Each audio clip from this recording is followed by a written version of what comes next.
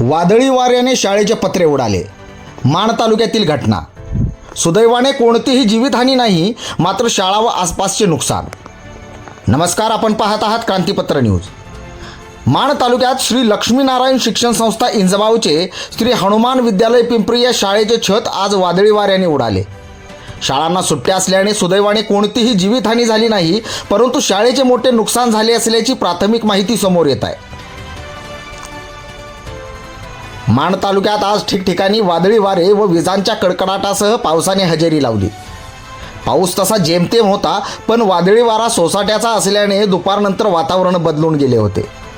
अशातच माण तालुक्यातील पिंपरी येथे लक्ष्मीनारायण शिक्षण संस्थेचे श्री हनुमान विद्यालयाचे छत आज या वाऱ्याच्या भक्ष्यस्थानी पडले. वाऱ्याचा जोर इतका प्रचंड होता की छत हवेत उडून जवळपास 30 ते 40 फूट बाजूला असलेल्या घरावर जाऊन पडले.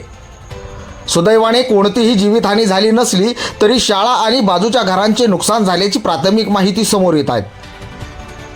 या शाळेचे 8वी, 9वी आणि 10वीचे वर्ग असलेल्या खोल्यांचे छत उडाल्याची माहिती समोर आली आहे. क्रांतीपत्र न्यूजसाठी मी संपादक जावेद खान मुलानी. धन्यवाद.